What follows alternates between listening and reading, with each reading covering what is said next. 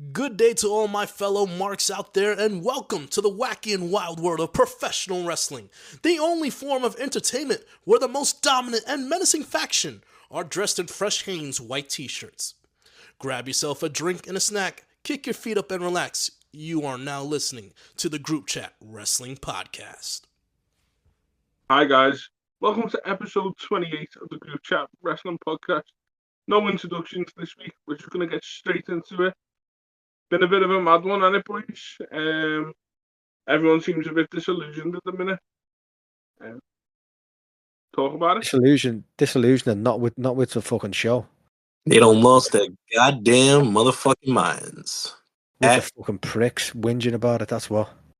That shit crazy. Off the fucking rails. All the other fucking comparisons you want to make. Holy fucking shit. You would think a damn asteroid was heading towards planet Earth. That's how much hysteria was on wrestling within the IWC the past 48 hours. Holy fucking jumping fucking flash shit. Do you know what? I wish some of these marks would jump off a fucking cliff. Mm. Blimey, we're starting with a bang. Yeah, it's mad. I mean, yeah, I just can't wrap my head around how, like a TV show, a predetermined TV show, which is just meant to be like entertaining, has got people like up in arms so much. Like, it's really not that serious. It's really not that deep. Because everybody thinks they know better, and it's like this whole we thing. There's like, no, you don't talk for me. I don't talk for. When I give opinions on what I think, it's my opinion. I'm not saying what like everyone should be thinking at all. But everyone has this thing where on the internet anyway, where they think they're talking for everyone. We don't want this. With the AEW fan base don't want this, Tony. Fuck you. You fucking little pricks. Mm-hmm. I had a tweet. I saw a tweet from someone yesterday. Young Bucks stay in Japan. This is not our company anymore. Like, what the fuck? Yeah, it was never our company in the first place, you pricks. It's fucking Tony Khan's company. And at the end of the day, he's the boss. He can do with it what he wants. And yeah, I want AEW to succeed. I want it to do well. Yeah, okay, I can hold my hands up and say, like, I think the main event storyline does need a bit of a shot in the arm. Like, I'm not gonna beat around the bush there. But some of the suggestions that they're saying, like all these people saying about how well, it's clearly just meant to, keep Darby, in the title picture while he goes and climbs Everest. Like, that to me didn't seem like obvious. Well, like everyone seems to be saying when you ask them why they're convinced it's happening, there's two reasons. Number one, because Dave said it. Dave and Brian. Well, Dave and Brian say a lot of things that don't come true. They just say what they hear. They say a lot of bullshit. Yeah, fine. Well, the other Dave said it, and Brian, and like, so that's number one. The second reason that people give, it's clearly obvious with the way the story's going. Well, let's just do a little round table here and see who does the story genuinely, not who you want. Who does the story, in your opinion, point towards as being the one? I'll go first. I'll go first, if you don't mind. For me, it's Hangman. I genuinely feel like Hangman is the centre of everything. I think he has been for a long time. Pretty much mostly besides the period with that fucking Pepsi dickhead. He's been the centre of everything. Since the Jericho loss, he's been the main character. And I genuinely feel like this is almost a recreation now of his Crisis of Confidence drinking storyline. This where he can't, control his anger over what's happened. I feel like it's the best recreation of that they could do. Should never have been heel in the first place, but I feel like they've actually made a pretty good thing of it now. And I do think it's going to come to a point where he does turn face, realizes what's going on, and he's the one to beat Moxley. I feel like there's been teasers of that, and that's what I actually want to happen as well. Ideally, I want Kenny to beat the shit out of him and set him on his way, but I'm not really sure that'll happen. I think Kenny's going to go straight for Carter, but that's me anyway. I watching it, I feel like Hangman is the likely one, and I feel like if there's if there's another one that's not Hangman, I feel like it's more Jay White than anyone. Yeah. Well, I would agree with your Hangman theory. I think it all kind of comes back to that, in my opinion. And from the get-go, I've always said, like, this whole angle, however it manifests, was always going to be a case of where, like, Hangman and Swerve would put their differences aside to defend the company against, like, the tyranny of the Death Riders. Yeah, okay, they haven't been much of a threat recently, but that's besides the point. In my opinion, they could do better with it. But yeah, I agree. It always felt like All in Texas, Cowboy Country, was always going to be Hangman's, second title reign, beginning, kicking off, and him finally putting beating the bad guys. He the ultimate good guy. Finally, just conquering all the evil in the world of AEW. That's how I saw it. I could be wrong, but yeah, that's where I see it. I don't think there's been a clear end game to this, like an end person to it. But whoever it is who does topple Moxley should be the next big babyface taking AEW to the next stage. There'll be Ospreay, Hangman, Kenny, whoever. But I don't think that's the case. I think Moxley's going to have it till all in. So then, I think so. Kenny Okada, isn't there? So then you've got Ospreay or Hangman left. Take your pick. It's going to be one of them who I think no.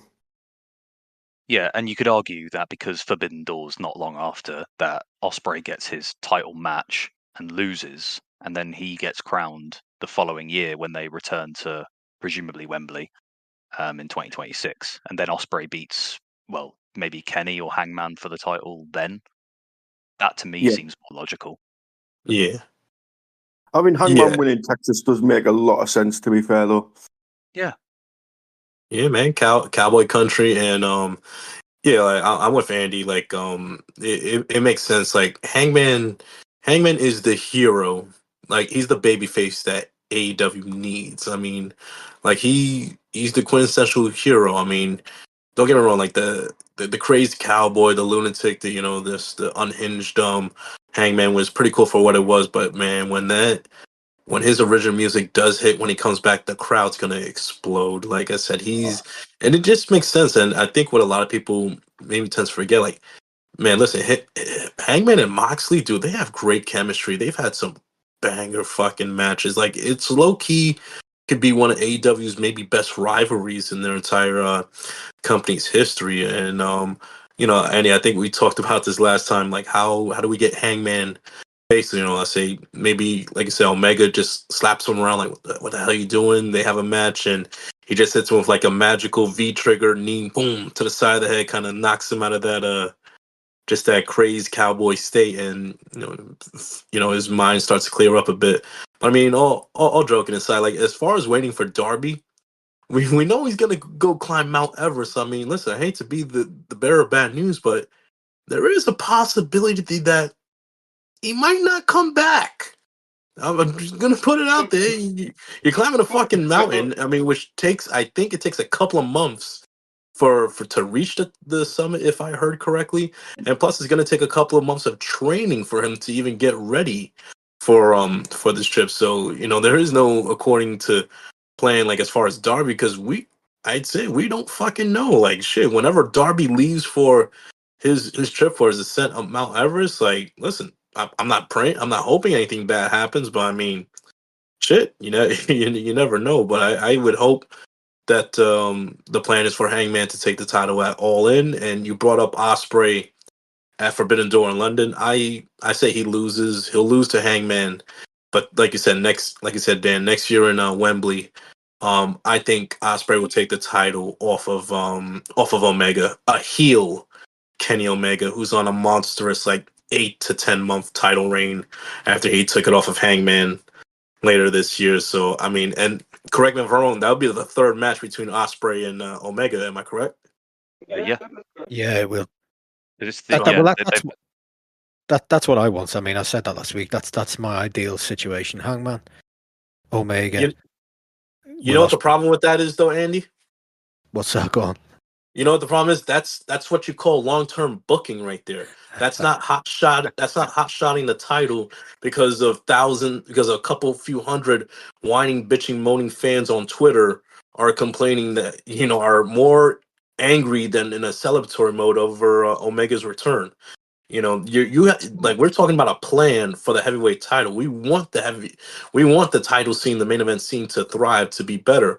But I need, for anyone who's listening right now who are of the mindset, we need to get the title for Mox right now. How is hot shotting the title onto Omega?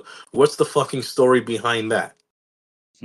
It feels like I've just woken up into like some sort of alternate reality where, like, literally 2 days ago, everyone was saying about how AEW is like, revitalized. Kenny's back, Cope's back. You know, the feeling's good. You know, everything's going to be right again. And then suddenly, after one actually quite good show, in my opinion, everyone seems to think, well, they're shit. They don't know what they're doing. Tony should just fucking. Like I say though, the show Collision was actually all right. It was actually I quite thought good. Collision was great. I didn't get it.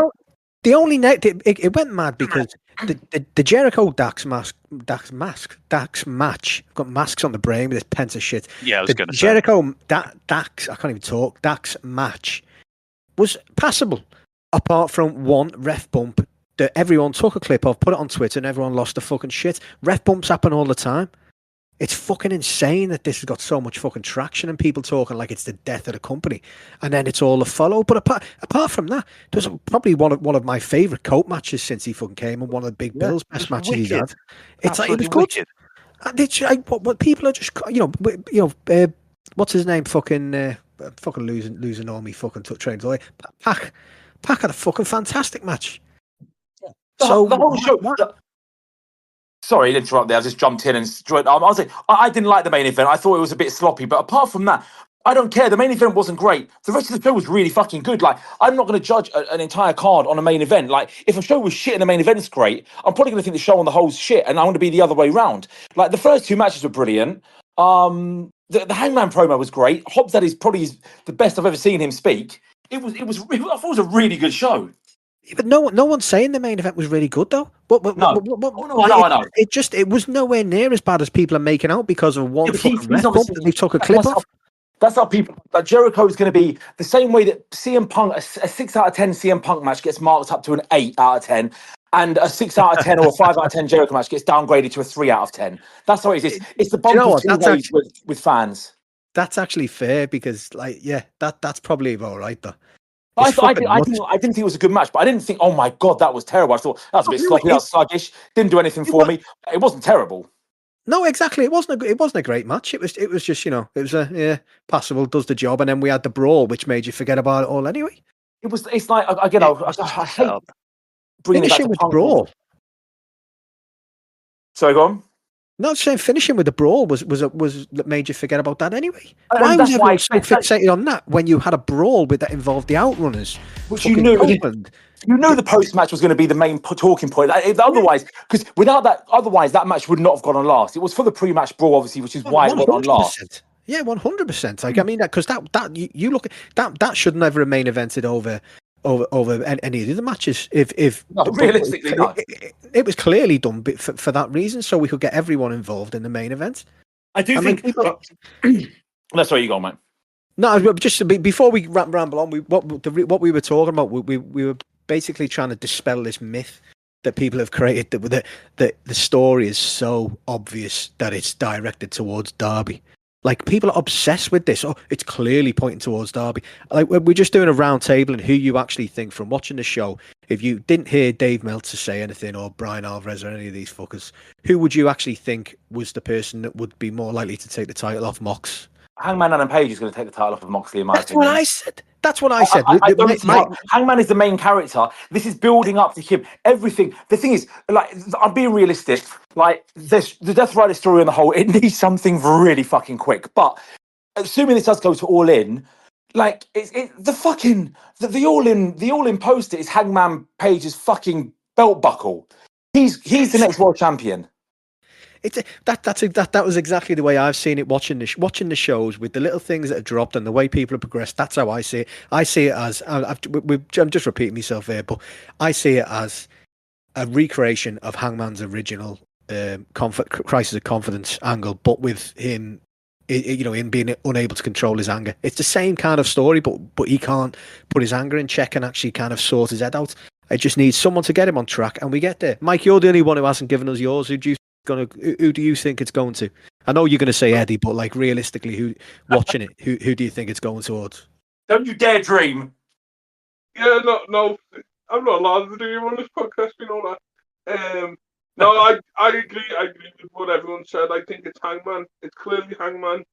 I think the answer to most questions in AEW is probably Hangman because Yeah. So where are people getting this idea that it's clearly Darby from? Apart from because Dave Meltzer said Tony wants to put the belt on him at some point. I don't understand this. I've never seen anyone articulate a reason why yet properly that makes you think, oh yeah, you're correct. I know it's not like I've not seen one thing that's maybe go, oh shit, you know what, you're right. I think it is Darby. Fuck, what's he doing? I haven't seen anything like that. People are hanging on to the fact late last year it looked to a point that it would be him. But again, they've teased a few things with it. There's so many people in this title scene. It's very confident. I mean, I'm happy for that. I like it being a fucking chaotic title scene.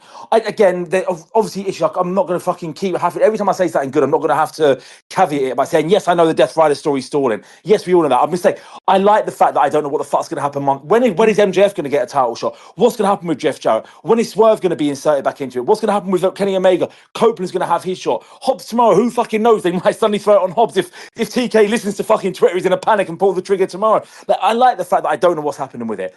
Darby, it felt for a little while like was going to be that person. Darby Allin, like, I love Darby, but again, him having a title reign, it's a Mick Foley thing. It's a Mick Foley, like, yes, you fucking earned it with what you've put into the company, but you're not the guy that's going to have like a 6-month world title reign because you're just, I hate saying, I don't want to be rude, you're not that guy. But you're still fucking brilliant. You're just not that guy, in my opinion. I think that Dan said before he's like AEW's fucking Jeff Jarrett, man. I mean, fucking heads all over something. Like Jeff Hardy, and he's that's probably spot on. He is. He can take a loss, and no one gives a fuck because it's Darby. 100%. And I love Darby. I love him. And if he did have a title reign, it would be a fucking great moment. But he is the kind of guy that you give him the title reign, he has a 3-minute moment that's beautiful, and then Christian takes the title off him or something. Like again, Darby would be a great moment. Darby would not be a great champion because he's just, some people just they feel like secondary. Like Jeff Hardy feels like a secondary champion. Mr. Perfect felt like an intercontinental champion. Darby feels like a TNT/international champion. It just feels that's where he is best, in my opinion. Yeah, I this agree. is another 100%. thing. It's another That's thing. not an insult.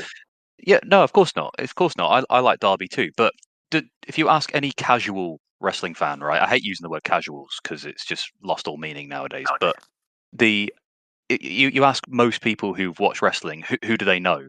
They haven't got a fucking idea who Darby Allin is. I know. They know They might know Kenny Omega, they might know Hangman Page, but they probably know Jon Moxley, they probably know Chris Jericho, they probably know Copeland, they probably know like people like CM Punk and Samoa Joe and all that lot, people who have like had a longer career than Darby has. But yeah, exactly right. Darby's not like the guy to lead your company for the next year as your undefeatable Cody Rhodes type champion, is he? Let's be real here.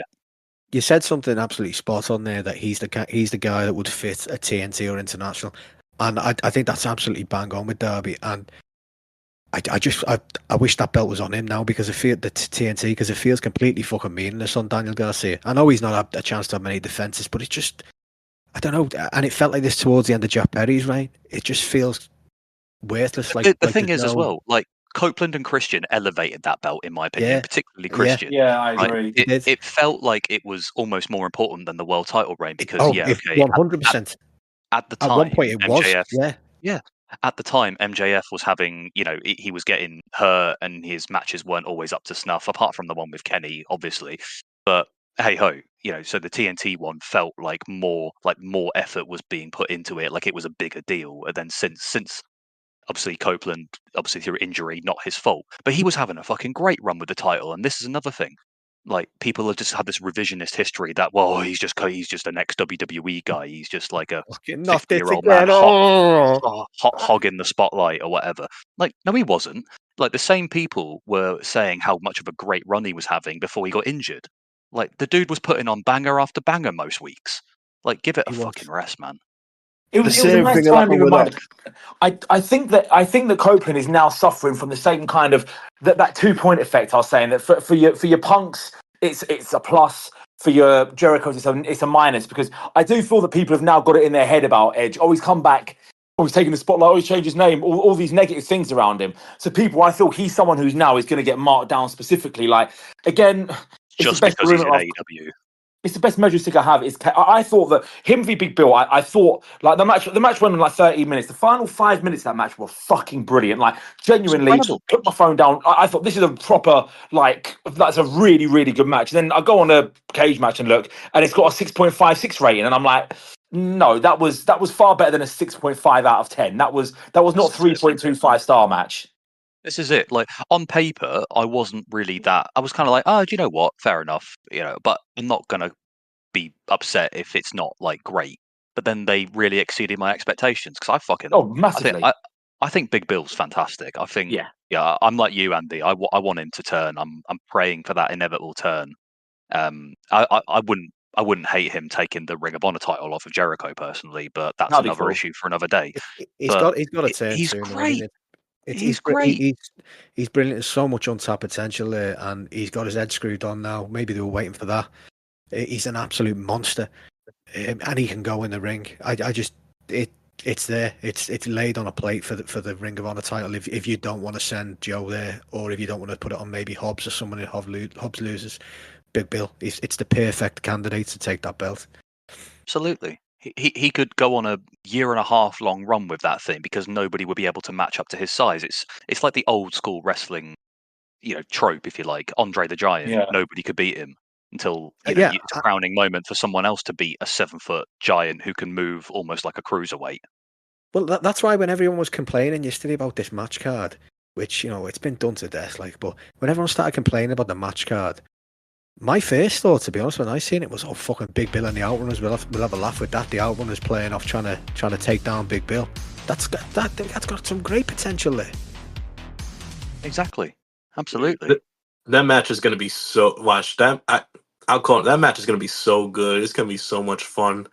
Like, I'm not worried, but you know what's funny? Everyone would still pretend they hated it no matter what. Yeah, but you know what's crazy? Let's just talk about real quick, like of the people that the fans have just turned against, like not even since his match announcement with the 12-man tag, but just recently with the whole Death Rider story. Like now fans are turning on Jon Moxley in the sense that like this Death Rider story, however long it continues, that I saw people yesterday post that Jon Moxley's ego, it won't allow for this Death Rider story to end and stuff. And I'm like Jon Moxley, you're talking about Jon Moxley with a fucking ego? Are you the same Jon Moxley that back in 2022 after the events of Brawl Out with Punk, the Elite, and all that stuff, Tony Khan went to Jon Moxley, and correct me if I'm wrong, he was on a handshake agreement at the time. I don't think he had a new contract. It was.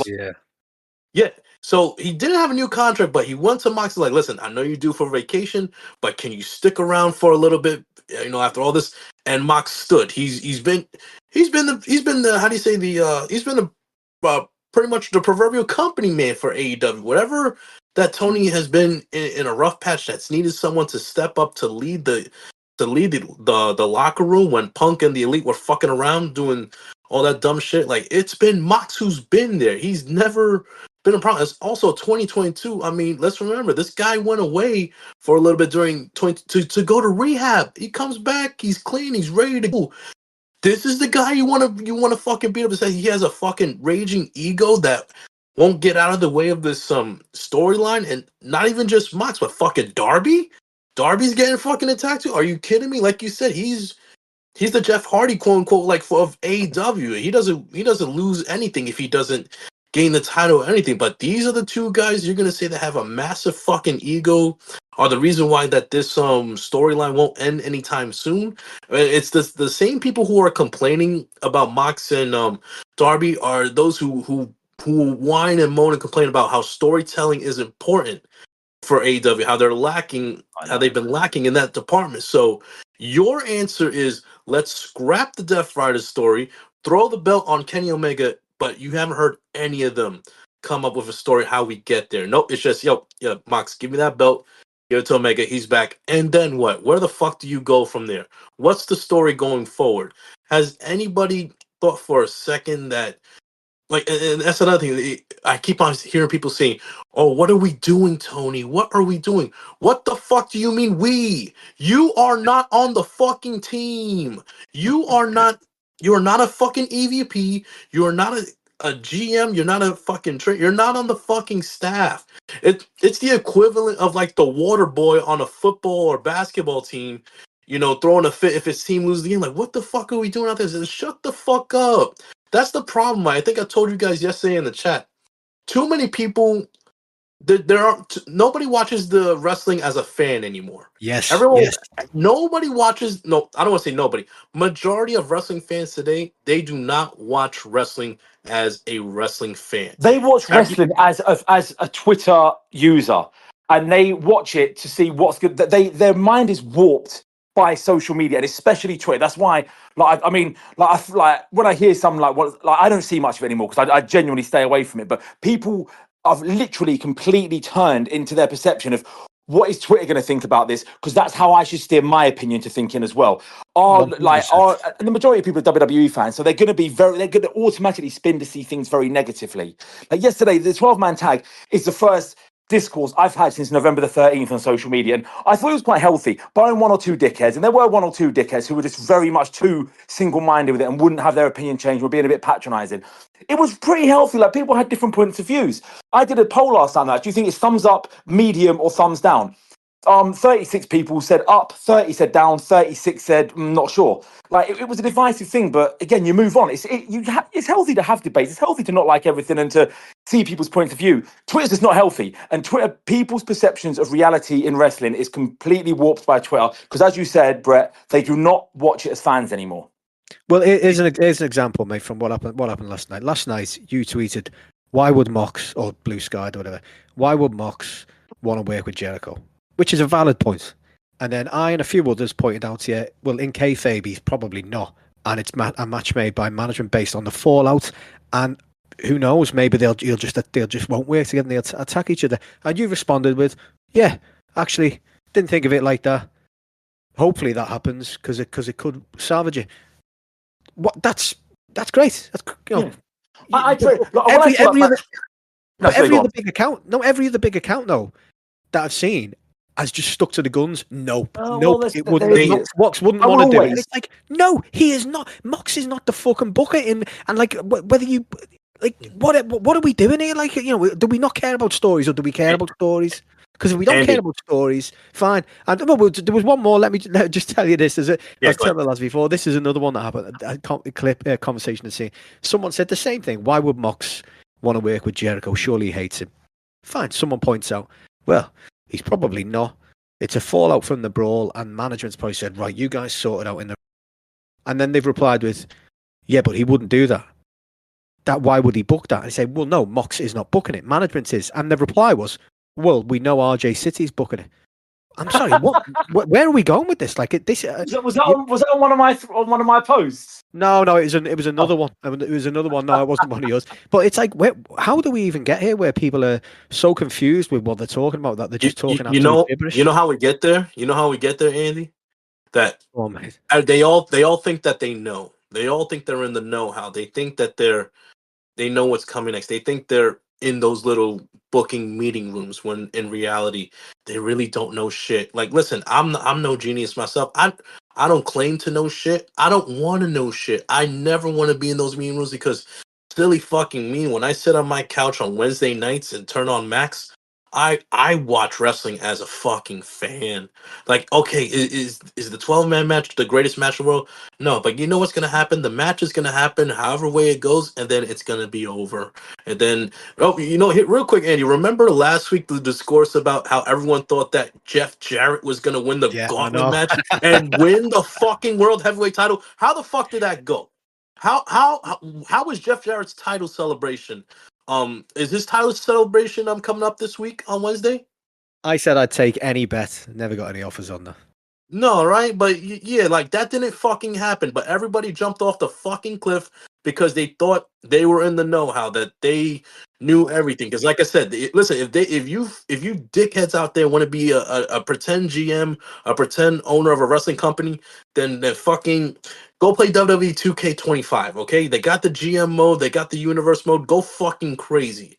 Okay, but sit the fuck down, sit your happy ass down.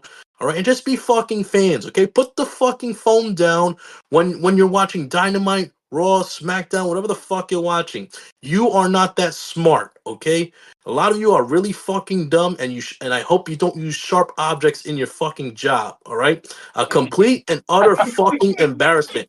One last thing, real quick. Like I put in a tweet a couple days ago. Nothing will ever scare off any new potential fans from wrestling than the current fan base. They like it just.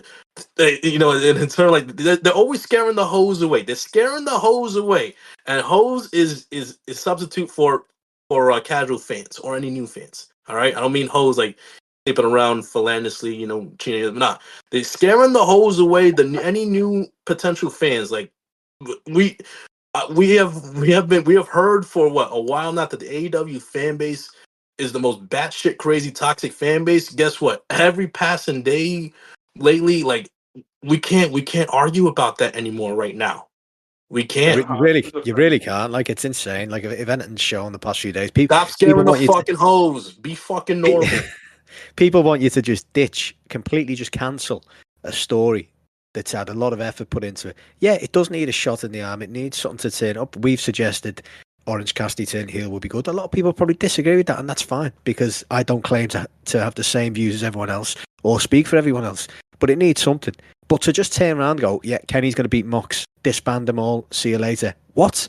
Fuck you. Yeah, exactly. Yeah. If it was up to me, obviously, yeah, my opinion, I think FTR and Daniel Garcia and Jack Perry would be good members of the Death Riders. I think clearly they've, over the last few weeks, they've shown that actually when people band together, they can actually form a formidable threat. So how do you counteract that? You get new members. So Jack, Daniel Garcia, FTR will be perfect in my opinion. And then, they can run roughshod over the company for a little bit, a bit like the NWO did, where not to the point where they have 40 members or whatever, but enough to be seen as a actual threat to the company. And that is how you make heels a bit more believable, in my opinion, to a point. That's where it's gone wrong for me. In that they should have added more people by now. This is it. At Yeah. least one. They should have had somebody. Yeah. That's why the NWO was so good, because whenever you thought there was, this is why they should have done a big turn, whether it's a Cassidy or whoever else. And this is where the Elite angle fucked up, because they should have had Hangman turn up as a Hogan Bash at the Beach moment, instead of doing the whole, oh, is he going to turn up or not? At the 100%. But because you need to have this feeling of, wherever the good guys turn, there's just that little bit extra that they can't. Yeah, they're always one step ahead. Yeah, and it's not felt like that for the last month. No, they can turn it around, and I'm all for them trying to turn it around rather than ditch the story, stick the belt on Kenny Omega, and then just moan because he's fucking burying everyone else. Because I did see on Twitter there someone, or Blue Sky, whatever, someone had put on a match graphic of Kenny versus Kyle Fletcher, and they said, Tony, you can fix this by doing this. And someone had commented on these saying, yeah, and then we can all moan about how Kenny's burying a young star, which is exactly what would happen. Very true. Mm-hmm. It's so true. Anyway, Dab, welcome back after a few weeks. Yeah. Good to be back. Yeah, I was going to say, you've jumped right into the mess. Sorry, Brett, you were saying. No, just like Andy said, not just Kyle being buried, but imagine, let's say, if Tony were to be stupid and listen to the fans online and hotshot the title on Omega. Give it a few weeks, they'll turn on Omega as well, because he just threw the title on Omega. Where was the story in that? You just fucking ruined Omega's run, and it's only February. You've got all these conversations. Omega. There's Omega, the Young Bucks, Hangman. They're all untouchable to the AEW Twitter fans. I don't know, man. The Young Bucks get a lot of hate. The Young Bucks get a fair bit of hate, I think. And they'd end up blaming them. Yeah, it'd be all the Punk fans who are still hanging around. They'd fucking blame the Bucks, Hangman, and Kenny. Not the AEW Twitter fans. I mean, generally, the AEW, the one. The actual AEW fans. don't know if there is any. Yeah. All right, guys. Well- You know what? Let's I don't know. I feel like we've gotten off. I think we touched on mostly everything the past weekend. But how about we move on to like more pleasant topics, more clearer and happier topics. Well, Like Hulk Hogan back in WWE. God, fucking hell. So, Yeah. fucking hell. Forgot- It I was forgot going about so that well, last Brett. week. Yeah. You're banned.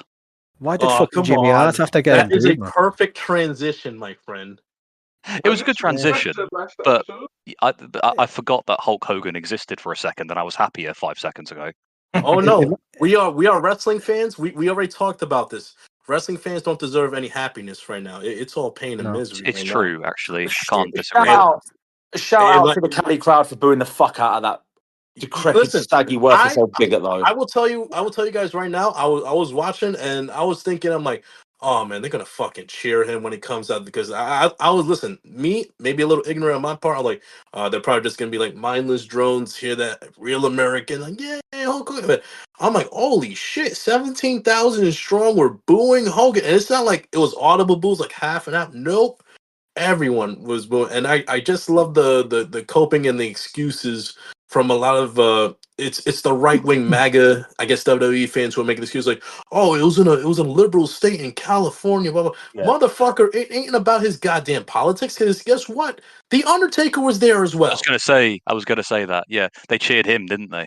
Yeah, they cheered him, and it was fucking weird. All the Undertaker did, he comes out, he does a lap around the ring on his motorcycle, poses with Rhea Ripley, and that's fucking Oh man, it. that was the most bizarre thing as well. Like, what was the actual point of that? It was just weird. What was the point of him turning up in the WrestleMania main event and helping Cody win the title when he's never fucking been in a ring with Cody or interacted with him before? Mark, holy shit! I tell you, the next day, I was on a TikTok live. They did fucking mental gymnastics to make sense of fucking why Undertaker was the perfect choice. So I'm like, more of a perfect choice to interfere with The Rock than Stone Cold Steve Austin would have been. Are you like, shut up? No, it made no fucking sense. Okay. Anyway, let's yeah. take a few steps back. You were made up. They booed him, but what's Jimmy Hart ever done to you? That's clearly who they were booing. I didn't see it booing Hulk Hogan. I seen him booing Jimmy Hart, the poor fella. You know what's funny? Like the video I posted about Hogan coming out. At first, I had sympathy for Jimmy Hart, but everyone in my comments was like, fuck Jimmy." Fuck Jimmy Hart too, because he knows Hogan. He's been around him all the years. Like I was like, damn. But I mean, okay, maybe all right, whatever. Fuck Jimmy Hart. Yeah, but I mean, listen, it was refreshing. It was refreshing to see as a wrestling fan. Like, okay, even the WWE fans don't fuck with Hogan, but. Now here's my concern though. In a couple weeks they do the next Saturday night main event in San Antonio. He's not announced for that show yet, but I wouldn't be surprised if they're already talking about plans to have him as a heel character going forward. So if anybody thought that was the last you were going to see of Hogan, what the fuck? You thought this company was going to be about morals and standards over dollars and clicks and views? No. Relax. Well, mate, at the end of the day, they booed Hogan, but then they were all cheering the next day and excited because the Royal Rumble's going to be in Saudi Arabia. So, fuck them. Yeah.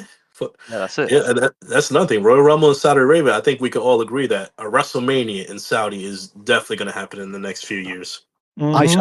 I said that months back when they were talking. Well, last year when they were talking about Wembley, I said I told everyone I guarantee it will be Saudi before Wembley. It's just nailed on. It's so obvious, like that it was going to happen. Why do you for it not to be? Andy? Why do you think that that Saudi would get a WrestleMania before Wembley? Because Wembley will never do a WrestleMania because of the restrictions around it. It's impossible for it to happen. They can never change them restrictions. That's why AEW was done by 10 o'clock. I cannot see WrestleMania changing the time that WrestleMania is on. So I think that would never happen anyway. But also because Saudi Arabia are going to pay them a fucking shitload of money. Yeah. Oh yeah, no, the money part. Yeah, the money part makes sense. But like, so I forgot like my last 2 years being in England. Like, explain again for like the American listeners. Like, what's the restrictions that Wembley has as far as holding events late at night? Mark can probably explain a bit better than me because he knows the area. But basically, there's a 10 p.m. curfew in the area, and it's never is it 10 p.m. or half 10 or something like. But basically, it's never. It's never allowed. It was 11 the first time. It was done by 10 this year or 2024. Sorry. they're so strict on this that like nothing can go past this. You won't get like they did in Manchester for the UFC, where they're willing to let a show go on at like fucking 3 in the morning or something.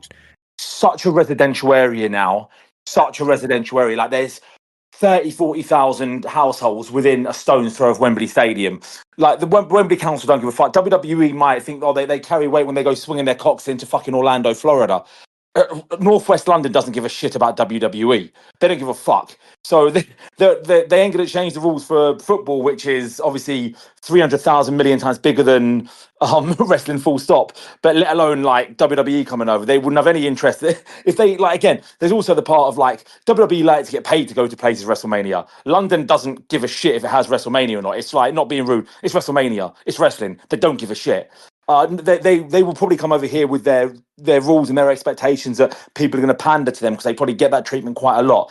They're not going to get it, and if they think they're going to get any kind of special dispensation on a wrestling event when you don't get it for an Oasis music event, you wouldn't have got it for the Spice Girls music event, you wouldn't have got it for Beyonce. You definitely ain't getting it for wrestling. Especially you saw when Triple H and Nick Khan they gifted, I guess it was the mayor of London, that little tiny replica belt. Yeah, and then, okay, now I'm like, you couldn't give him a real belt. You couldn't give him. It was funny because Tony Khan met with Sadiq Khan a few months later and gave him an actual sized one as a way to say, yeah, I could do one better than you fucking cunts. And at the end of the day, they could probably do WrestleMania at maybe Spurs ground or somewhere, but it's not as exciting. It doesn't sound as exciting as Wembley. It's not got that importance to the WWE that they've done Wembley. We got Wembley, here we go. So it's not. I don't think it has any interest in them. And as we said anyway, they wouldn't get paid. Spurs ain't going to pay them a shitload of money to do their ground, are they? Arsenal wouldn't do it. So where are they going to get the money from that they get from the Saudis? So just to clarify, like I said, for the American viewers, would it be a fair assumption to say, like, not just you guys, but like maybe the overall like wrestling scene in London, like you guys aren't exactly like calling or starving for WrestleMania out there? Really, no. I think there probably is a lot of people who would love it, but like, look, as we said before, wrestling is very niche in the grand scheme of things compared to football that these grounds and places actually hold. It's quite, it's very small. I mean, they might get a 2-night WrestleMania, but Wembley also got like 2 nights of AC/DC and about 5 nights of Taylor Swift last year. Probably made fucking far more money from them, yeah. And the rest, yeah, like it's because also like we get wrestling, big-ish wrestling shows probably like twice a year anyway, for whether it's WWE or whoever else. They come over twice a year and they play arenas where they're not even sellouts. Oh, for most of the time anyway. So I wouldn't say that the crowd. I mean, if they marketed it enough, like they probably could draw like a stadium like the size of Wembley or maybe like just under. But yeah, I wouldn't say most people here are like starving for it. If more people try and go to like the major football events or like boxing's pretty popular around here, but not wrestling's not quite at that level. If they did do it, if they did do it, it would be a European WrestleMania, and they would try and entice people from across Europe. It wouldn't be UK. Same as kind of the first All In did, really, where you kind of it's an event, you're trying to get more people to fly in and stuff, and the UK wouldn't be enough for a WrestleMania on its own. No. All right, good to know. You mentioned boxing. Just real quick, what are you guys' thoughts on Fury retiring? He'll come out of retirement when the next paycheck's offered to him. Yeah, he'll come out of retirement in about. How many times has he retired now? I feel like it's been 2022 for the last time. I think it's his third one. But again, he'll do a match in Riyadh against Logan Paul or against Mel Gibson or some shit down the line. Mel Gibson, what? Do you know what? I'd watch that. To see that. Yeah, I'd watch that. Yeah, but then again, if Mel Gibson's been hammering the ivermectin, he might have the upper edge. For fuck's sake, man. Yeah. You see that Mel Gibson telling people he's had 4 friends off stage 4 cancer, and they just took a bit of ivermectin. None of them have got cancer anymore. Yeah, because they're probably fucking dead. You can't have cancer when you're dead. Cancer, but they are dead. But the thing is, have you seen the video? Because he is off his fucking tits on coke in that video as well. 100%. Yeah, he was the last time when he was banging on about fucking stem cells. Strange, man. Fucking cocaine in your 60s, it seems wild, man. Like, his poor heart. Jesus Speaking of stem cells, there's a guy. There's a good segue. There's a guy that's had stem cell treatment in AW and is saying he's not done wrestling, and he's down for a match in midweek. Do we think that's actually happening, or is this a ruse and there's a member of the Hurt Syndicate going to debut, or is MVP actually getting in the ring? Hold on, you're talking about MVP? Yeah. He was saying he was saying a while back his stem cell treatment went well and he's feeling great. He's got a few more matches left. And he's down for a match now on Wednesday, but to be fair, he had a match in December. He had a match against Josh Barnett. Yeah, he did in Bloodsport, yeah. But like he's down on Wednesday, and do we think he is actually wrestling as part of this, or do we think it's a swerve and there's somebody else joining? He did tweet out. He did tweet out, I think today, a little earlier that I think it's going to be his first in-ring match in I think in two years he said. So yeah, he already confirmed that he's gonna suit up. I mean, I don't mind him being in the ring now. I think like there's no need to rush for him for the group to add a new member because at least like they have some direction right now. They're going after the tag titles against Private Party, so they don't need anyone new now. But I mean, it's something to look forward to down the line though. Yeah, I have no problem with him wrestling. He's, if he's just like an attraction every now and again, just to add to the old 3-man match, that's fine. I was just wondering whether because at the same time Ricochet's been announced to Talk Live, and I do feel like his character now would fit that group perfectly, especially with his hatred of Swerve. You know what? The thing is, this is the first time as a character I've ever, again, like I didn't watch him when he was, I didn't watch him before WWE or before NXT, so I don't know how good his character work before when he was Puma, so I'm not going to go big on that, but this is the first time I've been interested in him, and I really want to see how far he can go, just a little bit. I want him to join the Hurt Syndicate, but I wouldn't mind 2-3 more months of him being an absolute dickhead, maybe even up till Revolution, and then he joins them from there, because I think I'm enjoying him for the first time as a character ever. It's mad, isn't it? Because like he's gone from someone that we all said, well, I think most of us agreed that the limit would probably be international title, and he wouldn't be in that world title picture at all, to someone who, I don't know, if he carries on with the way this character's going, and if he gets a good match and a good win over Swerve, who's to say that he wouldn't be, a contender for that title down the line? He certainly put himself up there in the conversation. The problem is it's a big ass conversation. Oh, we said before the main event scene's far too busy. TNT title, get the belt off of Garcia. Give it to Ricochet.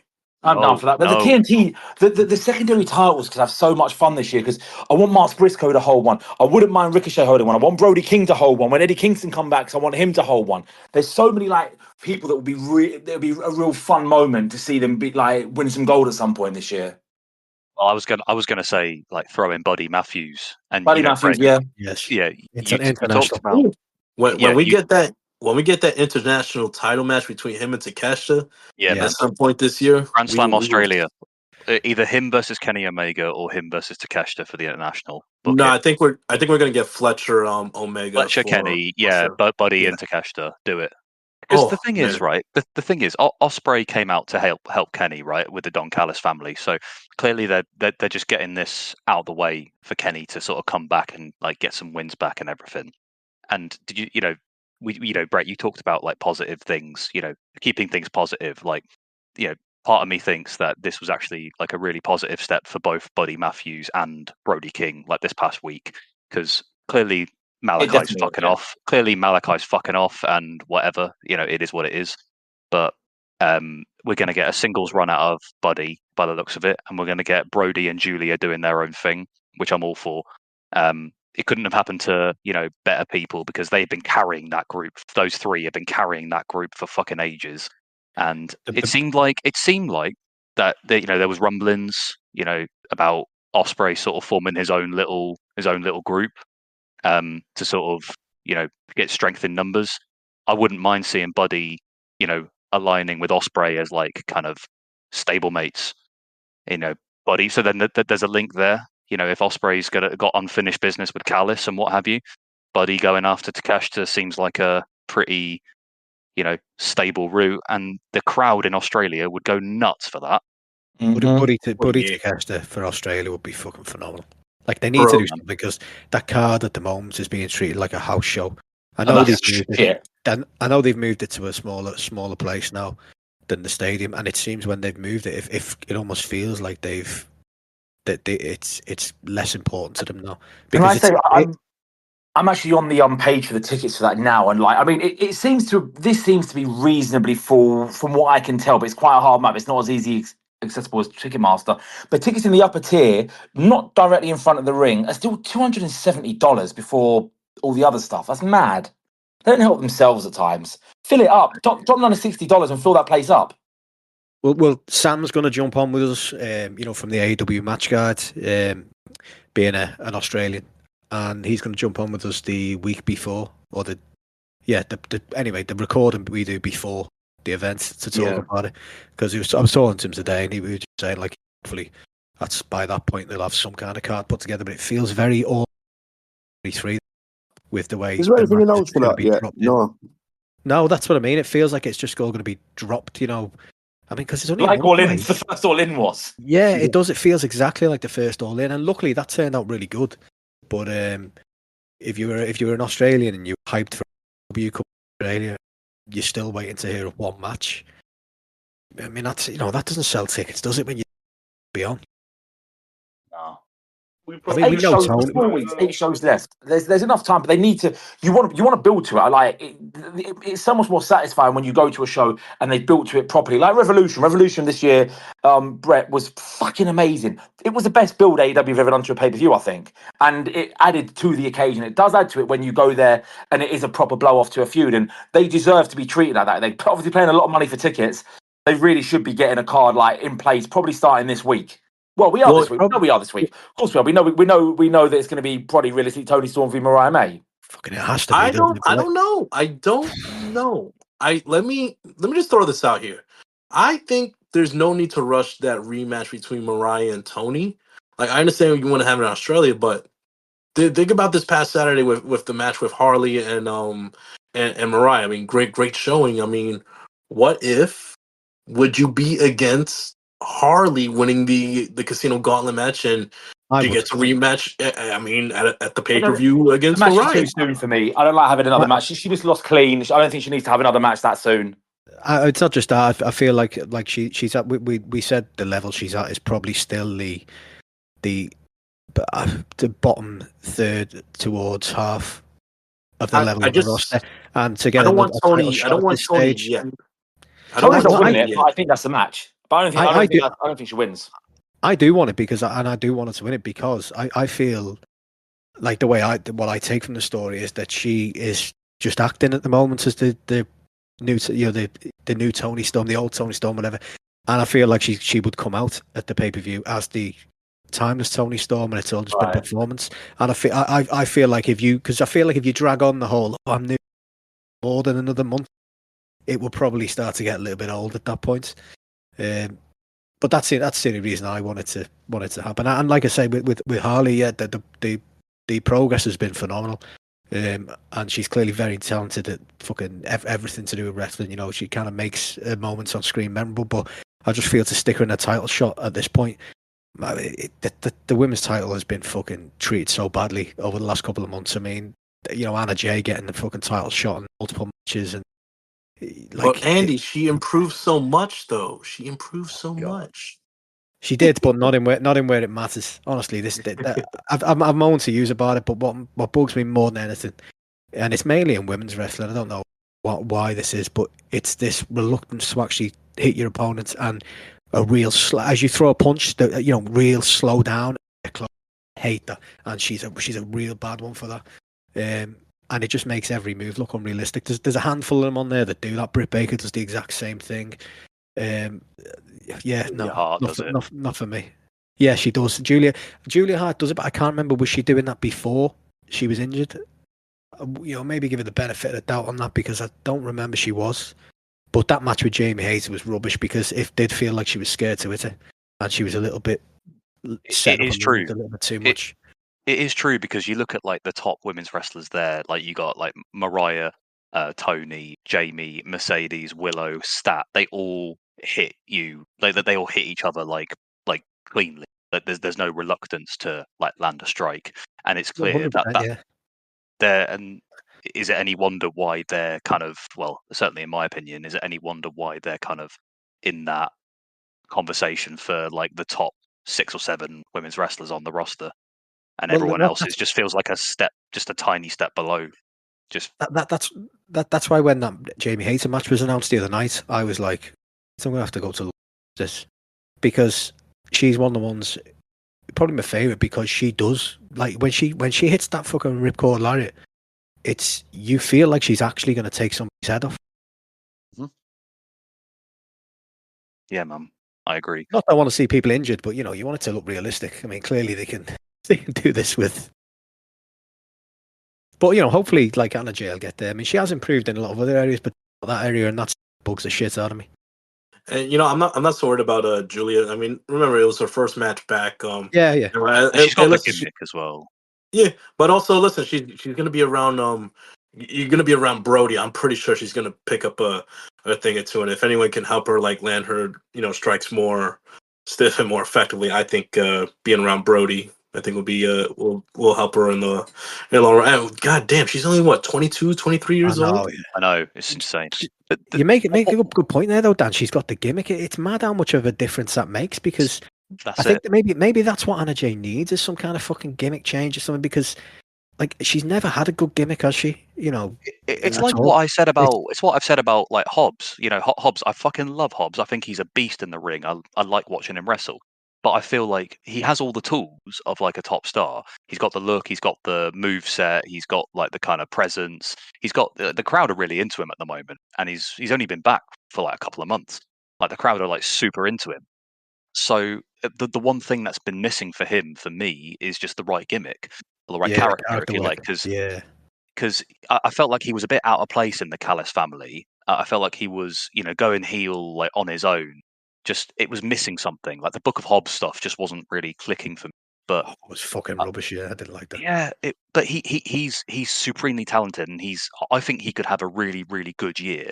You know, if they just gave him like a little bit of tweaks to his character, and I think by this time next year we could be talking like Hobbs in being in and around like the upper mid card, like main event scene. I reckon.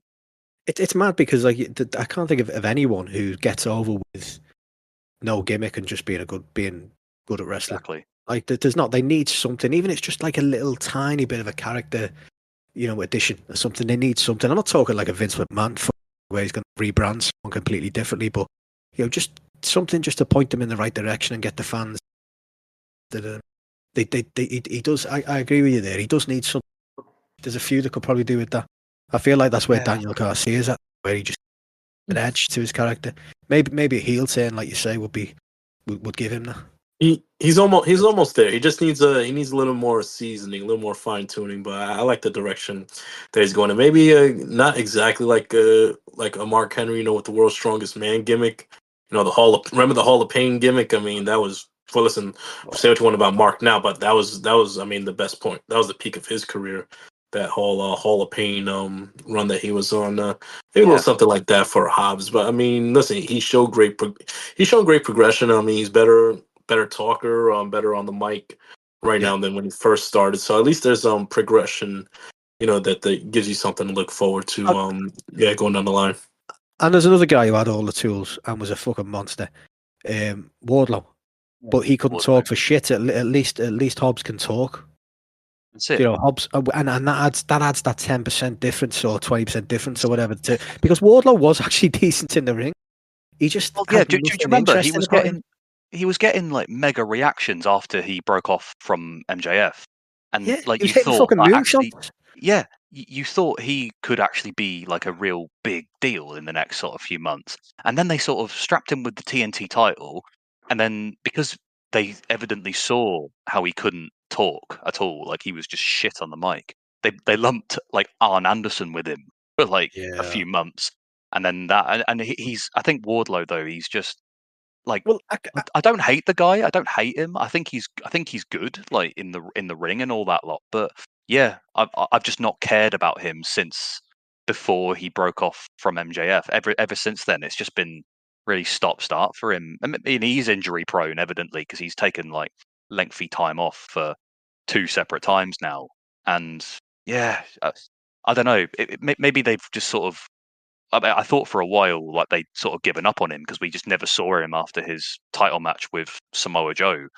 Back in when was it? His April. knees last went year. in that match, didn't he? I think was that Yeah. when his knee buckled, and he's been out with a bad injury since. I mean, Yeah. it's not all hope is not lost. You know, maybe use Ring of Honor and send him to build up there instead of just bringing him back and having him be a non-entity on the roster. He'll get bored again quickly. You know, have him get a bit of time to change, send him over, revamp his character a bit.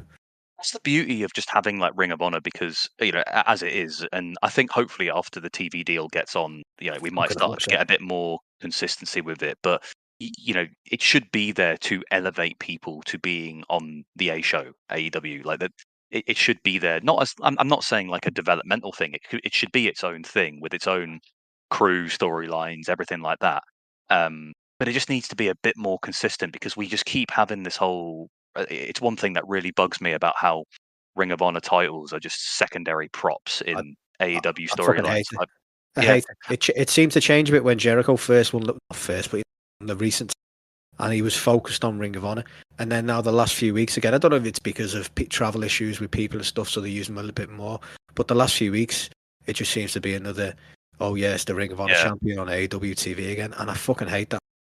Yeah, it really bugs me. I always feel like Ring of Honor should have been its own separate thing. Like not, you know, back when, you know, you could imagine like a dream match between, let's say, Bryan Danielson and then somebody from Ring of Honor comes out, or like a TNT Open Challenge, and then you have like a Ring of Honor guy come out. Whereas now it's like, oh yeah, well they're just going to turn up on, you know, they could just turn up any week, and now the aura has been sort of lost a little bit. So I think that was quite special. You know, when Tony first bought Ring of Honor, felt like that was the kind of end game, if you like. You know, create it as its own really unique identity, like almost like the B show to whoever was on Dynamite, and you wouldn't see them hip hopping between shows like so regularly like you do now. It wasn't just Ring of Honor though, was it? Because they had a few open like surprises in it that they actually special. But I feel like Ring of Honor has kind of made them feel less special when someone turns up because we get a lot of Ring of Honor talent turning up. Because do you remember when Eddie Kingston when Eddie Kingston first turned up? That was fucking incredible, and he wasn't signed. He got signed following that. Yeah, exactly. That's it. But I think because he's got such a deep roster now, it feels like restore the feeling. Let's go back to 2021. It was so good.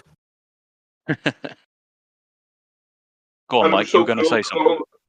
And it was so cool because all that Eddie stuff came from a promo that he did on the Indies. Yeah.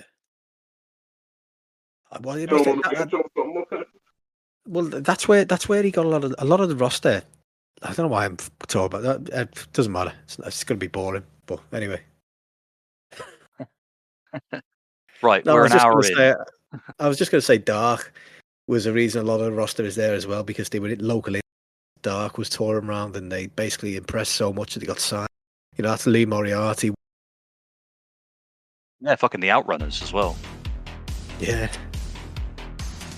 Anyway, well, people are getting on the Outrunners now. They can fuck. No, I'll defend that to the death. Yeah. No Outrunners slander. Absolutely Subhuman scum. It's insane. Like how are people really having an issue with the Outrunners being?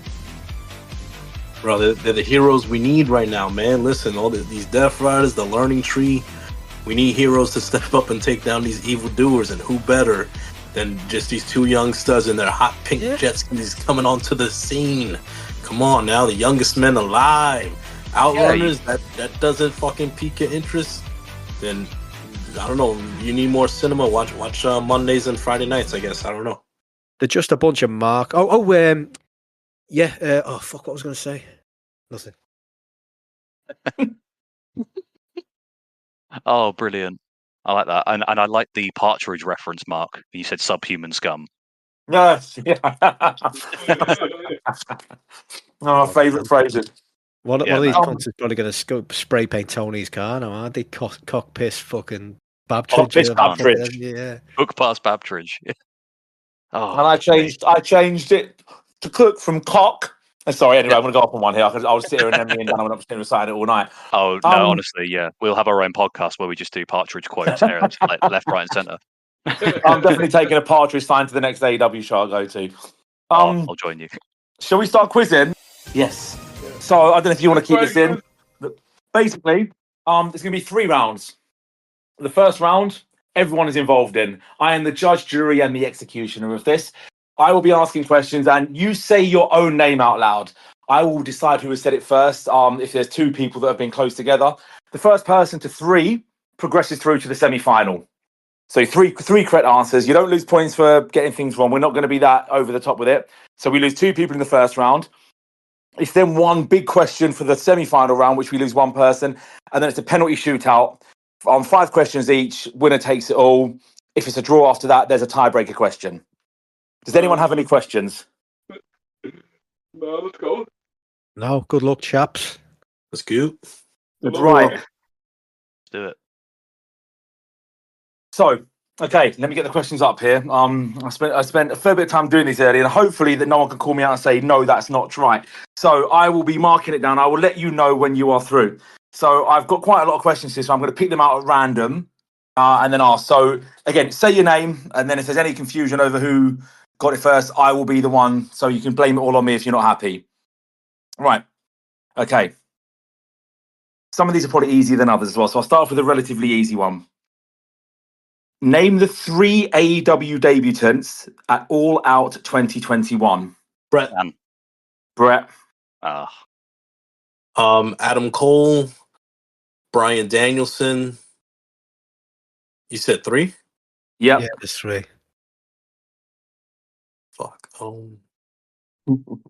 5, 4, 3. CM Punk's 2. debut match? Andy. I'll go on. Andy. Ruby Soho. Andy, I'm giving you the point there. I will say you have a 15-second time limit on each question because otherwise people are going to say their own name. So, Andy, you've stolen that point. I forgot she fucking existed. I was so happy when she joined as well back then because the women's division was so fucking thin. She was actually a really good in-ring performer, but obviously just seems to have, well, pregnancy. And she's had a baby. Yeah. And Saraya. Yeah. What main evented the 2019 Fight for the Fallen pay-per-view? Dan. Was it Jon Moxley versus Joey Janela? It was not. Oh, Brett. fuck. Okay. Brett. Was it Cody versus Darby? It was not. What? Mike. Go. Was it Cody and Dustin against the Young Bucks? It was indeed. Mike, you take the second point. By the way, only 1 guess each per round as well, by the way, so you can't just throw random things out. Who am I? I have wrestled for WWE, TNA, and AEW since 2021. Dan. Christian. No. Oh, fuck. I'm out. My only AEW pay-per-view appearances came at Double or Nothing in 2022 and Double or Nothing 2023 on the pre-show. Mike. You're already through. No, you got to get 3. You got the 3 questions right to get through. Oh, sorry. Matt Cardona. No. Oh, that's what I was going to say, actually. I'm a former world champion in both TNA and WWE, but never held any gold in AEW. My Brett. final Ethan Who? Page. No. Brett. Brett. Christian Cage. No. Has everyone had a guess on this one now? No, not me. Oh, no, you can take your time then, because there's a few more clues here. My final AEW match was a no DQ one against Sammy Guevara on Rampage in Feb 2024. Jeff Hardy. Boom. Andy, you're 2 in, 1 more, and you are through to the semi for Brett, in case that's confusing, final. Mercedes has won her last 16 matches across all brands. Who was the last person to beat her? Brett. Christ, I think about this. Brett. Was it Willow at New Japan Strong 2023? Brett is off the mark. Yes. Where was the first episode of Collision held? Wait, no, sorry, ignore that one moment. Name the two pay-per-views Christian Cage has headlined in AEW. So it was Double or Nothing 2024, and it was All Out 2023. He didn't. He was neither of those two. Oh shit! I fucked that up, didn't I? Brett.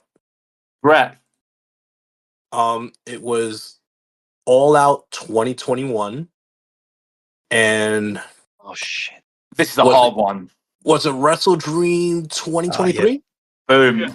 Yeah, Brett, you want to do one more and you're through. Yeah, it was Copeland's debut. That's true. Yeah. Okay. Well, I looked at the next question and thought, have I got that right? And I'm going to say yes, I am. So, again, fingers on the buzzers, the imaginary buzzers. Where was the first episode of Collision held after Tony Khan sacked Phil Brooks? Brett. Or Dave. I was in Chicago. Yeah. You are through to the semi-final. Yeah. From 2020, so this will be the last 5 incarnations of Double or Nothing. What was the only year that was not headlined by an Anarchy in the Arena, and what was the match? Dan. Was it 2022 with Hangman and CM Punk? It was indeed. You are off the mark. Dav, it's just you now yet to get going. Oh, yeah. Shall I sneak a Middlesbrough question in here? Help me out.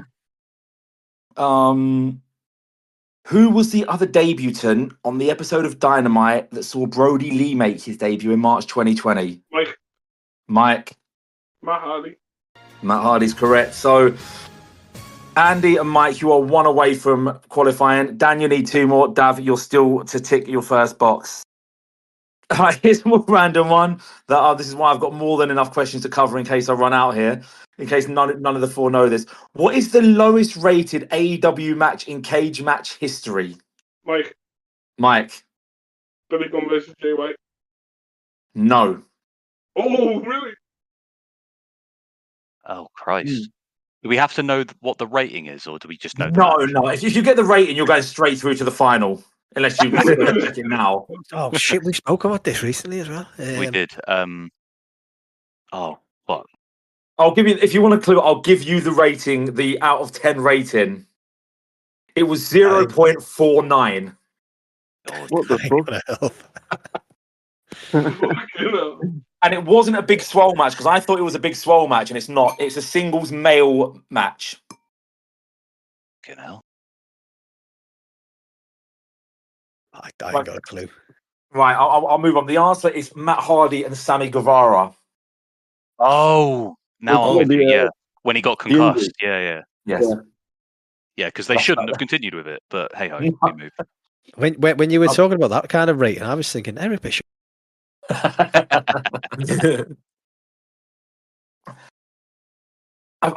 This is not help myself. I've put a question here and I've not got the answer, so I'm going to go on to that in a sec. Right, okay. Name the 3 individuals with 3 separate TNT title reigns. Dan. Dan. 3 separate. So Sammy Guevara, Scorpio Sky, and oh fuck, is it not Christian? Fuck, sorry, I've got 5, 4, 3, 2. It's not. So your 3 answers are who again? Say them again. Sammy Guevara, Scorpio Sky, and Wardlow. Incorrect. Andy. It's Sammy, Scorpio, and Cody. No. Oh. Mike. Sammy, Joe, and Darby. No. Dan, you got your chance here. Right. So is it Sammy, Scorpio, and Joe? No, Scorpio only had 2 reigns. Oh, I don't know. Sammy, Cody, and Wardlow. I thought, yeah. I didn't know. 3, man. Fucking hell. Yeah, I know. And we'll stay on the TNT. We'll stay on the TNT theme. Who has had the most combined days as TNT champion? Mike. Brett. Mike. Brett, you're already through. All right. I bet. I'll say Christian Cage. No. Combined reigns. Is it? Wait. Oh fuck. Dan. The most combined days as champion. Dan. Scorpio Sky. No. Andy. Wardlow. Dav. Wardlow. No. Andy, just you left. Miro. No. Darby Allin. Really? That's fucked. Wow. Okay. How many separate? And so for instance, we would class sadly CM Punk as 2. So how many separate AEW World Title reigns have there been? Okay. Dan. Dan. 9. No. Oh, Andy. Andy. 12. No. Dav. 10. No. Mike, it's all on you. I'll say 11. 13. No, Right, here's this one's. I quite like this one, but this might take. This is a lot of swinging and guessing. 16 people wrestled at World's End, but only 4 of them are ex-WWE. Who are they? Fucking hell. wrestled. Wrestled, yeah. They were on the card, yeah. They wrestled on the card. Okay. Ooh, wrestled. Yeah. Okay. Can't remember the fucking card. Yeah. Oh, World's End last year. Yeah. The one just gone, yeah. The one that was two weeks ago. I've got 3 names. Andy. Andy. Shelton. Mercedes. Lashley. And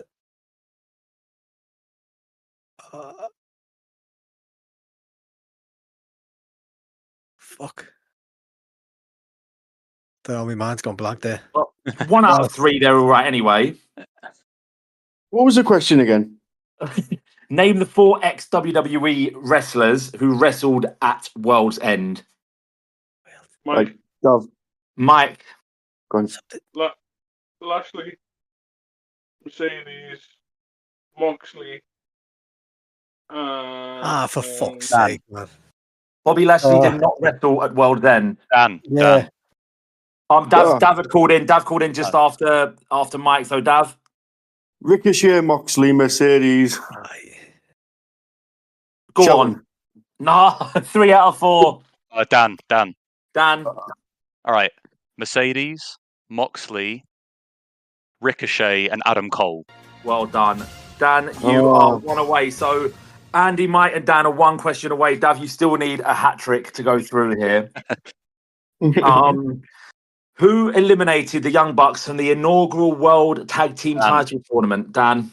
Private Party. You are through to the semi-final. There is 1 space left with Dan and Brett. No, I'm already on to the next one.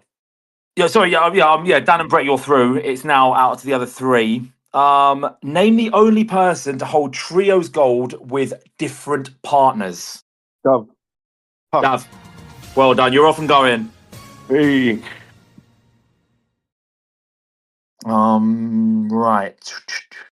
That's a bit too. Jericho is on a 5-match singles winning streak at the moment.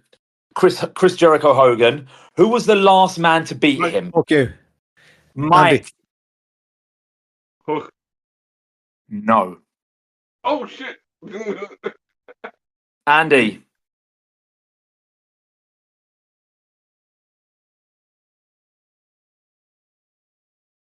Shit, I was going to say that as well. That's what I was going to say as well. Yeah.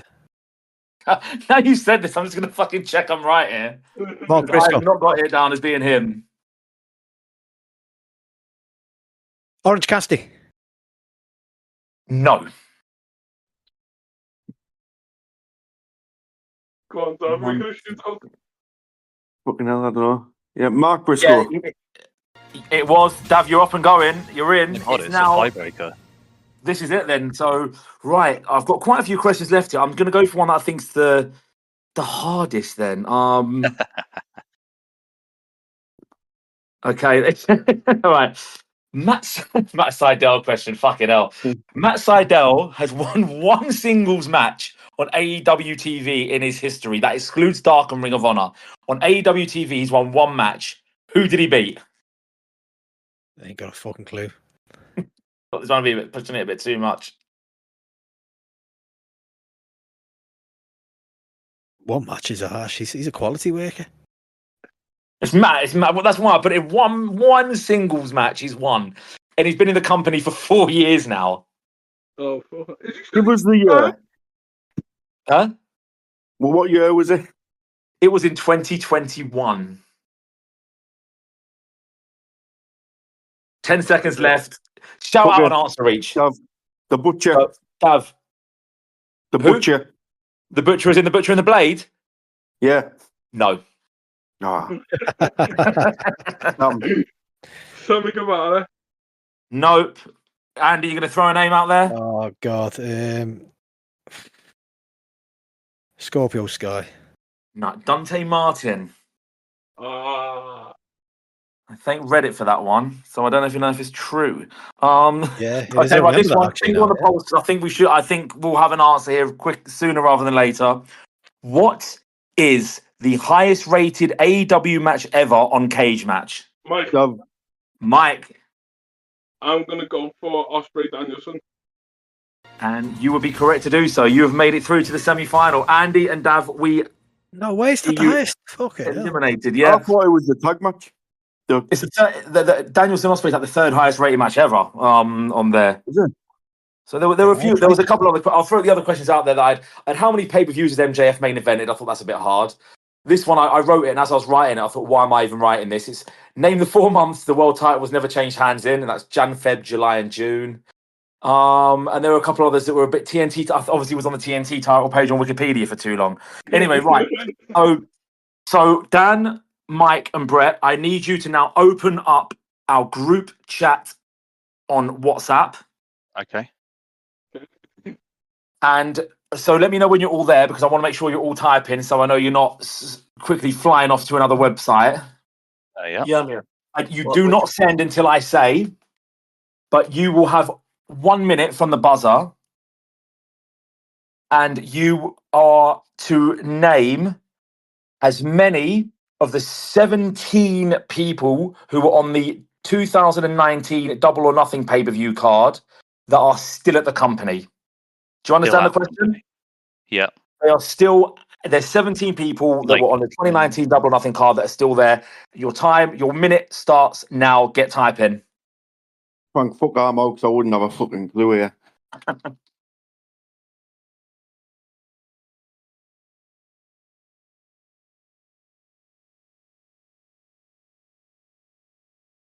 $15 seconds in.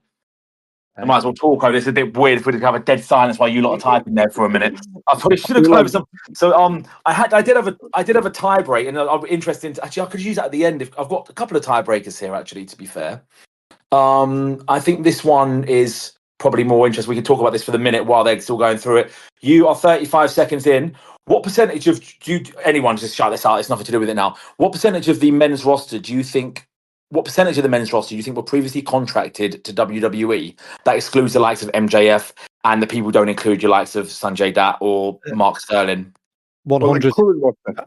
I'm 100%, and they're all over 50. Apparently, that's what I'm told. Anyway, 37%. That's not a bad guess. 5, 4, 3, 2, 1. I want you to all press send now. I'm such right, I've got those three. I'm going to sit there and work it out. You lot have a talk, discuss that. What do you think the percentages of the men's roster that is that's currently there? What, as in?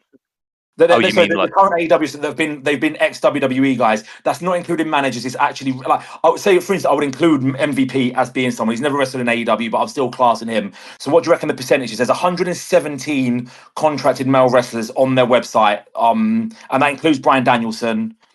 Just as a example. God, not a huge amount, I'd expect. 30%. Let's say 34%. Yeah, 30%. 32%. Yeah, not bad guesses. 66 and 2/3. So I'm going to go through the answers here. So we'll go through with Dan first. I'm going to call you Daniel because it comes up there, but obviously Daniel. So you said the Young Bucks, so that's 2. So I'm giving you that. You've gone with Puck, who was not on that card. Wait a minute, was he on the card? I've typed the wrong name. So Pat was not on the card. Kenny Omega was on the card. Chris Jericho was, of course, on the card, winning the world title. Orange Cassidy on that card? Yeah. It was in the Battle Royale, wasn't it? Yes, Casino Battle Royale. At the 2019 Double or Nothing, there wasn't a Battle Royal. Yeah, it was on the pre-show. It was on the 0 hour. Oh, I'm on the main card here. I'll give anyone that's in the battle. I won't include that for anyone. Then I'll be consistent with it. I'm not going to. Sorry, that's my fault. That is entirely on me. So I'm going to completely ignore that. But I'm looking at the results now, and you lot can keep talking for the time being. I tell you what, let me give you one of the other questions you can go through while I just quickly tally these up because I want to make sure I'm getting the right person because it's very, very tight here. Can you between you? This is a hard one.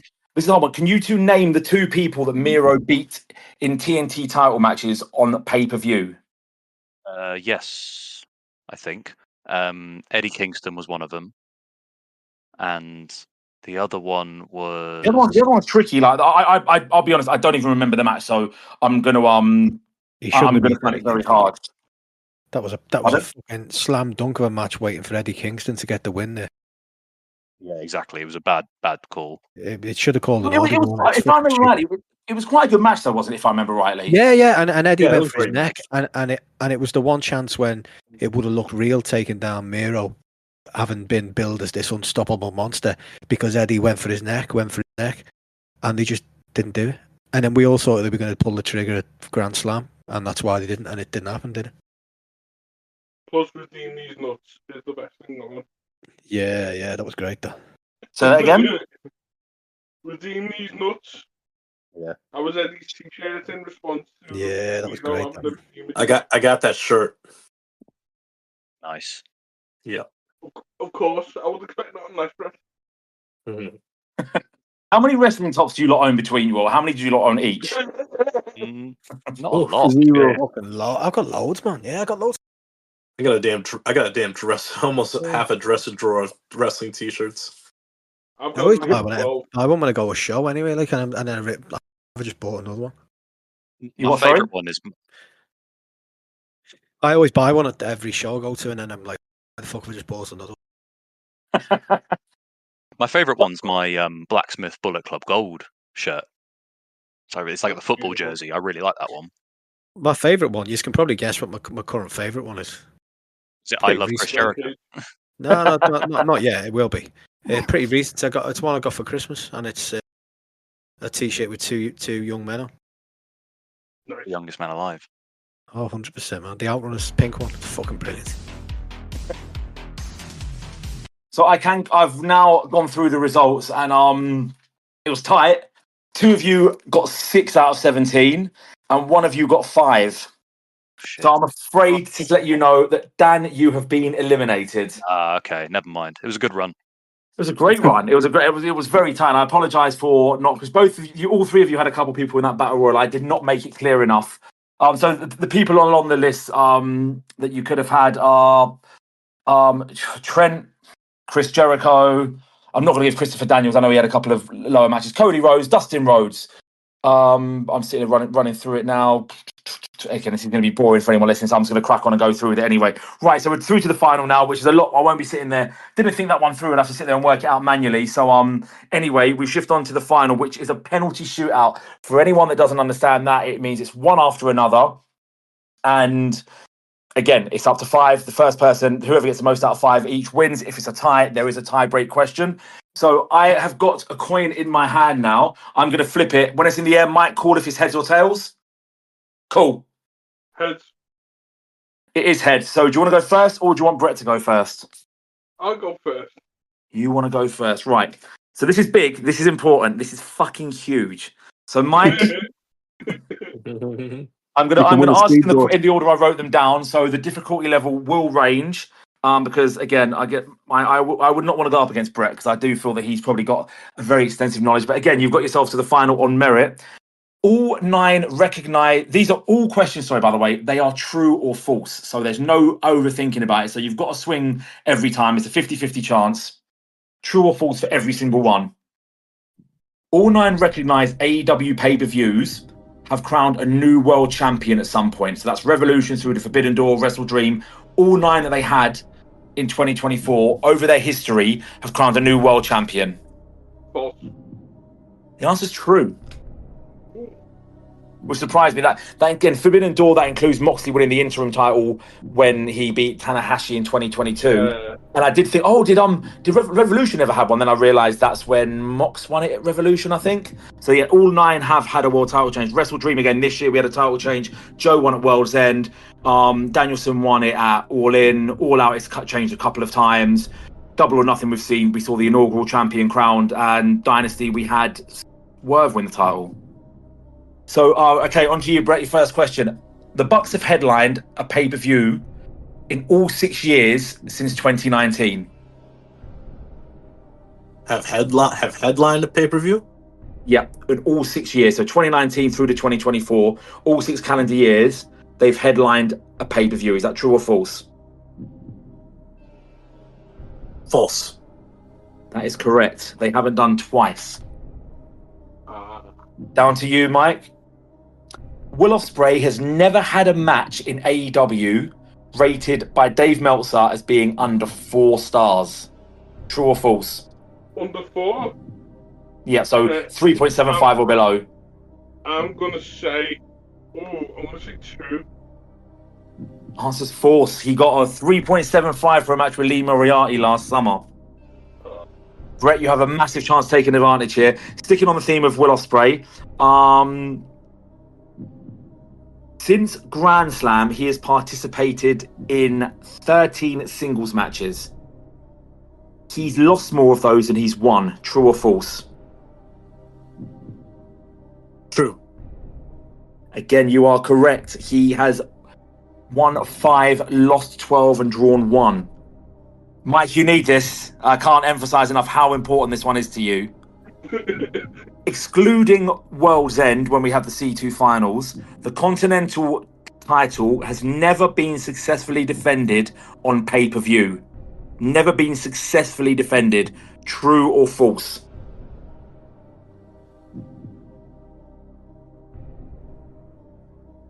I'm really thinking about this.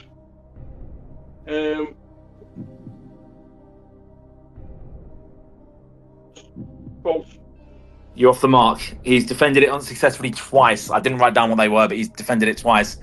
As everyone knows, Takeshita is notoriously underused in AEW, but he wrestled for them in every single calendar month in 2024. Is that true or false?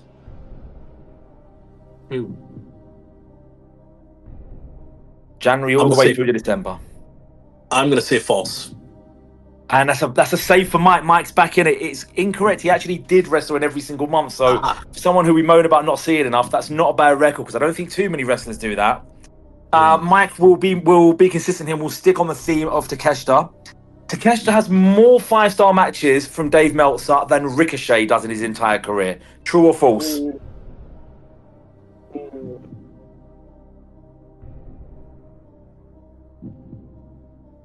False. It's true. Takeshita has 5. Ricochet only has 3.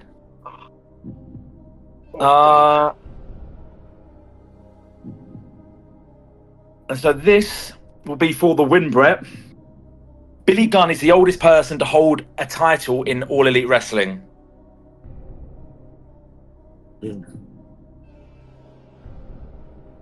Just to hold the title in All Elite Wrestling. I'm going to say true. You would be wrong. Sting.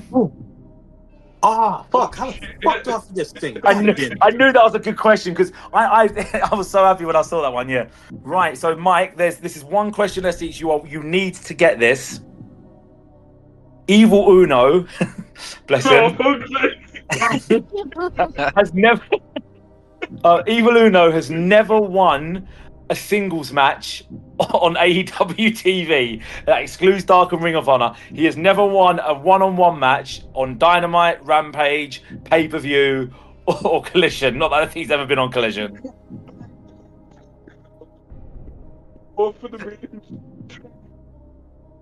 You say true?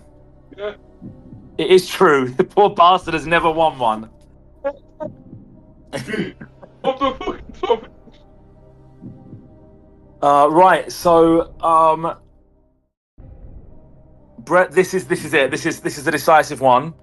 You get this, you've won. If not, and so I hope you don't get it because I want to go to the tiebreak because it's a bit more fun. But let's hope you do get it for you and for your American fans out there. Orange Cassidy is the only two-time international champion. True or false?